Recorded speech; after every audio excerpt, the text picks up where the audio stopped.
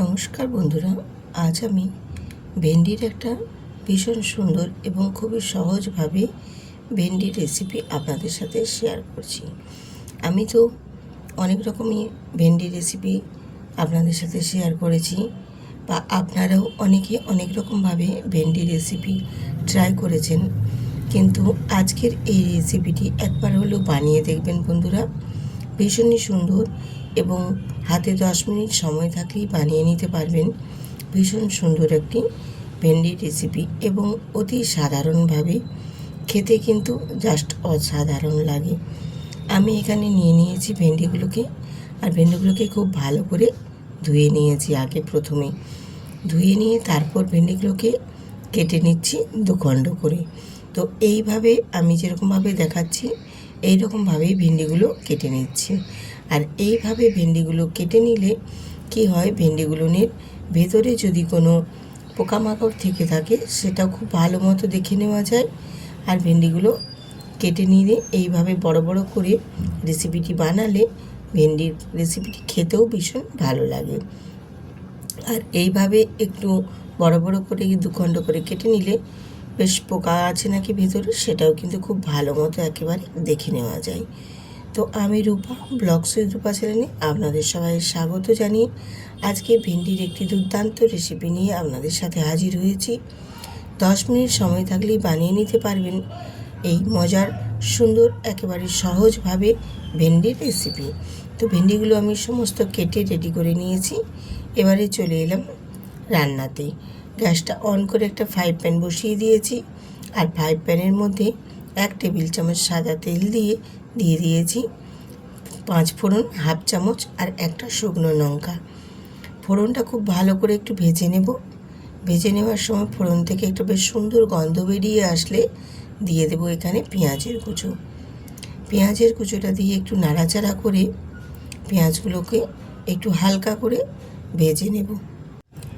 পেঁয়াজগুলো একটু এইভাবে নাড়াচাড়া দিয়ে পেঁয়াজগুলো হালকা করে একটু ভেজে নেব। তো খুব বেশি কিন্তু ভাজার দরকার নেই, কারণ আমি এরপর এখানে ভেন্ডিগুলো অ্যাড করব, আর ভেন্ডির সাথেও তখন পেঁয়াজটা আরও ভেজে নেওয়া হবে। এই কারণেই অল্প একটু ভেজে নিয়ে ভেন্ডিগুলো অ্যাড করে দেব।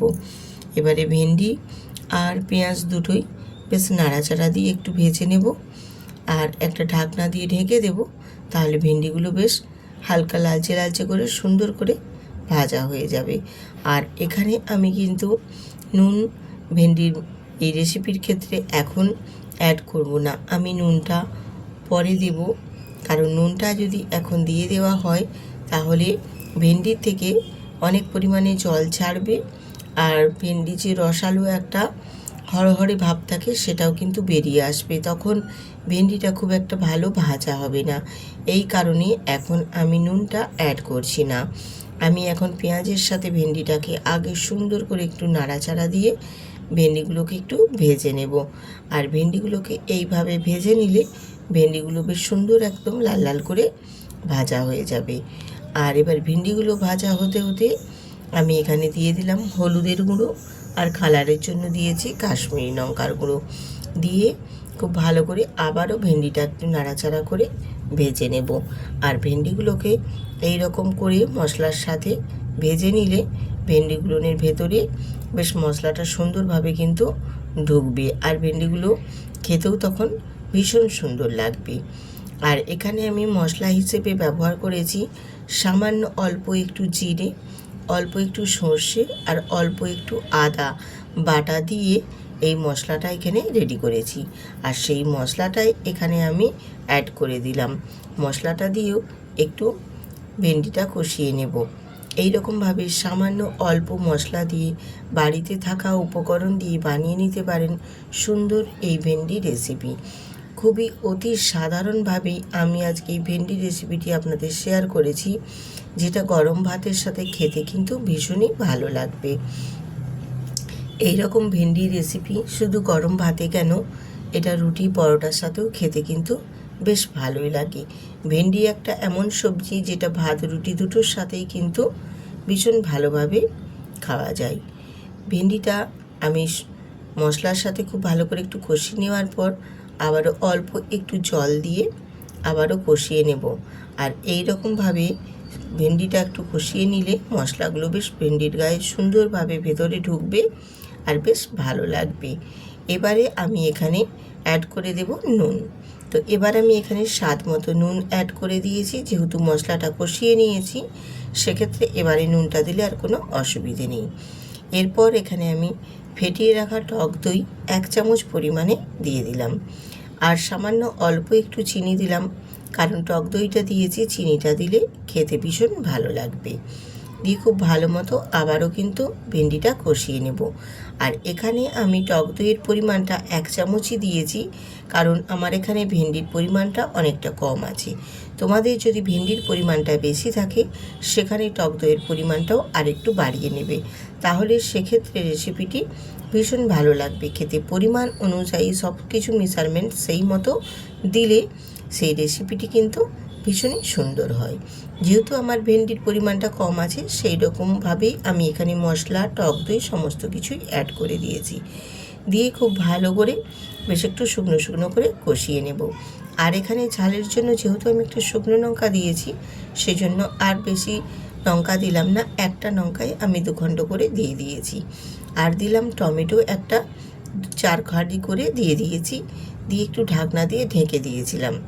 দিয়ে এইভাবে একটু কষিয়ে নেব, তাহলে ঢেকে দিলে বেশ টমেটো আর ভেন্ডি দুটোই বেশ ভালো মতো কিন্তু একটু নরম হবে, আর কষানোটাও বেশ সুন্দরভাবে হয়ে যাবে।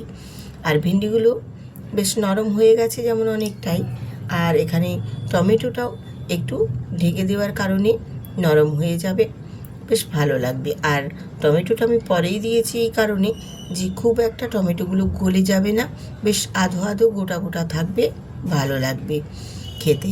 এবারে আমি এখানে মশলাটা কষানোর পর অল্প সামান্য একটু জল অ্যাড করে দিয়েছি, আর জল অ্যাড করে দিয়ে একটু নাড়াচাড়া দিয়ে দিচ্ছি।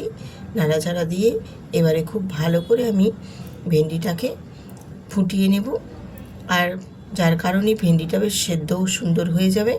একটা ঢাকনা দিয়ে কিছুক্ষণ ঢেকে দেব। ঢেকে দেওয়ার কারণে দেখো বেশ সুন্দরভাবে কিন্তু গ্রেভিটা অনেকটা কমে গেছে, আর একটু নাড়াচাড়া দিয়ে দিচ্ছি, আর ভেন্ডিগুলো বেশ সুন্দরভাবে কিন্তু সেদ্ধ হয়ে গেছে। আর ঢেকে রান্না করার দরকার নেই। এবারে একটু নাড়াচাড়া দিয়ে একটু ফুটিয়ে নেব, যাতে গ্রেভিটা আর একটু কমে যায়। আর ভেন্ডিটা একেবারে দেখো সুন্দরভাবে কিন্তু নরম হয়ে গেছে, সেটাও তোমাদের আমি দেখিয়ে দিলাম। দিয়ে এবারে একটু নাড়াচাড়া দিয়ে আর একটু কয়েক সেকেন্ডের মতো ফুটিয়ে নেব, গ্রেভিটা যাতে আর একটু কমে যায়। ঠিক এই পর্যায়ে এবারে আমি একটু নাড়াচাড়া দিয়ে ভেন্ডিটাকে নামিয়ে নেব। আর খুব বেশি ভেন্ডিটা রান্না করার দরকার নেই, পুরো একদম হয়ে গেছে। আর এই যে গ্রেভিটা আছে, এই গ্রেভিটা রাখতেই হবে। এই গ্রেভিটা না রাখলে একেবারে শুকনো ড্রাই হয়ে যাবে, তখন কিন্তু ভালো লাগবে না। এই রকম পর্যায়ে ভেন্ডি রেসিপিটি নামিয়ে নেব। একেবারে অতি সাধারণভাবে বাড়িতে থাকা উপকরণ দিয়ে বা বাড়িতে থাকা সামান্য অল্প একটু মশলা দিয়ে বানিয়ে নিতে পারেন এত সুন্দর একটি ভেন্ডি রেসিপি, যেটা 10 মিনিটের মধ্যেই কিন্তু ভীষণ ভালোভাবে একেবারে রেডি হয়ে যাবে। তো আজকের এই ভেন্ডি রেসিপি ভালো লাগলে অবশ্যই কিন্তু বন্ধুরা সাবস্ক্রাইব করে বেল আইকনটি প্রেস করে দেবেন, এবং ভিডিওটিতে একটি লাইক দিয়ে সুন্দর করে একটি কমেন্ট করে দেবেন। এবং অতি যদি ভালো লেগে থাকে তাহলে কিন্তু বন্ধুদের সাথে, আত্মীয় স্বজনের সাথে শেয়ার করতে ভুলবেন না। সাধারণভাবে ভেন্ডি রেসিপি আপনাদের মাঝে শেয়ার করেছি, ভালো লাগলে অবশ্যই বাড়িতে একদিন ট্রাই করে দেখবেন। গরম ভাত এবং রুটি দুটোর সাথেই কিন্তু খেতে ভীষণ ভালো লাগে। আজ এখানেই শেষ করছি, আবারও দেখা হবে পরের